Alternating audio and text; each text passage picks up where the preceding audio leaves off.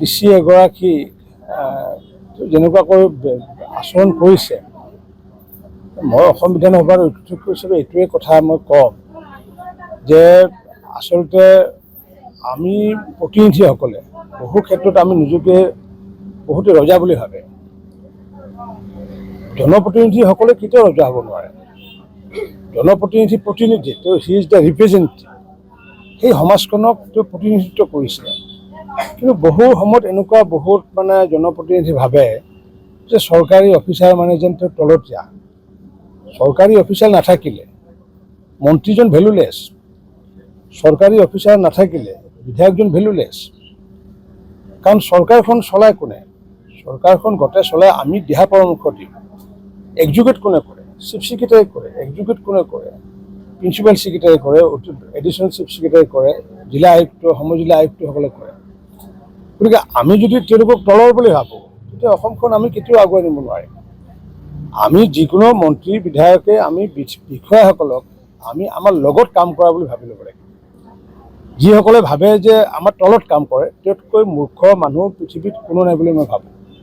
আৰু যিসকলে ভাবে যে আমাৰ লগত কাম কৰিছে বিষয়াজনে, তো চিফ ছেক্ৰেটাৰী হওক বা জিলা আয়ুক্তই হওক, লগত কাম কৰিবলৈ যিজনে ভাবে, তেওঁ আচলতে আগন্তুক দিনত সমাজখনক আগুৱাই নিব লাগিব। আৰু এই ক্ষেত্ৰত শিৱসাগৰ ঘটনাটো স্বাভাৱিকতে মই অধ্যক্ষ হিচাপে এগৰাকী জনপ্ৰতিনিধিয়ে কৰা আচৰণত মই নিজে লজ্জিত হৈছোঁ।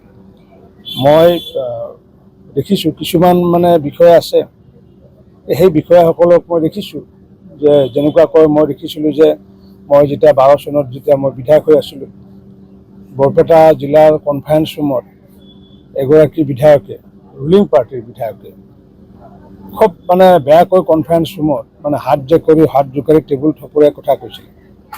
আৰু সেইসময়ত বৰ্ণালী ডেকা আছিলে ডিচি। বৰ্ণালী ডেকা ডাঙৰীয়ানী প্ৰথমগৰাকী অসমীয়া মহিলা IAS। তেখেতে মোৰ সন্মুখতে সেই বিধায়কগৰাকীক, মই নাম ক'ব খোজা নাই, সেই বিধায়কগৰাকীক কিন্তু প্ৰত্যুত্তৰ দিছে। তেখেতে কৈছিলে mind your body language, this is not the assembly. এইটো আপুনি ডিচিৰ কনফাৰেন্সত বহি আছে, ইচ্ছা কৰিলে মই আপোনাক গেটাৰটো দিব পাৰোঁ। গতিকে তেনেকুৱা বিষয়ৰ প্ৰয়োজন আছে। এনেকুৱা প্ৰতিনিধিসকলক শিকাবলৈ তেনেকুৱা বিষয়ৰ প্ৰয়োজন আছে। ৰাজীৱ বৰা আছিলে, বৰপেটা ডিচি আছিলে। এজন বিধায়কৰ গাড়ী আৰু মানুহসহ থানাত ভৰাই থৈ দিছিলে। গতিকে জিলাৰ আয়ুক্তসকল যিহেতু ডিষ্ট্ৰিক্ট মেজিষ্ট্ৰেট বুলি কয়, সৰ্বাধিক ক্ষমতা তেওঁলোকৰ ওপৰত আছে, যিটো ক্ষমতা বিধায়কৰ ওপৰত নাই।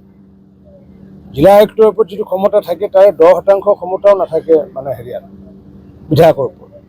গতিকে আমি যিহেতু অসমত যি সময়ত মাননীয় মুখ্যমন্ত্ৰী ডাঙৰীয়াই অসমখনক 1ৰ পৰা 5 নম্বৰত নিয়াৰ ব্যৱস্থা কৰি আছে, এই ক্ষেত্ৰত অসমৰ যদি প্ৰতিগৰাকী জিলাই তেওঁলোকে যদি ডিপ্ৰেশ্যনত গুচি যায়, আমিতো কাম কৰিব নোৱাৰিম।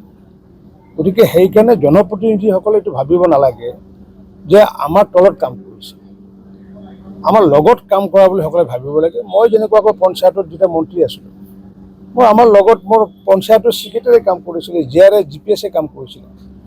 আৰু যাৰ কাৰণে আজি 22 লাখ ঘৰ উঠাব পাৰিছোঁ। থৰে মন্ত্ৰীয়ে পাৰিছে নেকি? মন্ত্ৰীৰ কি ভূমিকা আছে তাত? বিষয়াসকলে যদি কাম নকৰে মন্ত্ৰী কি কৰিব পাৰি? গতিকে মন্ত্ৰীয়ে হওক বিধায়কৰ আচৰণটো এনেকুৱা হোৱা অনুচিত। আৰু যিটো আচৰণ কৰিলে সমাজৰ ক্ষতি হয়, যিটো আচৰণ কৰিলে শিৱসাগৰৰ ক্ষতি হ'ব পাৰে, বিভিন্ন সমষ্টিৰ ক্ষতি হ'ব পাৰে, তেনেকুৱা আমি আচৰণৰ পৰা আমি বঞ্চিত, আমি আঁতৰি থকাটো ভাল বুলি মই ভাবোঁ।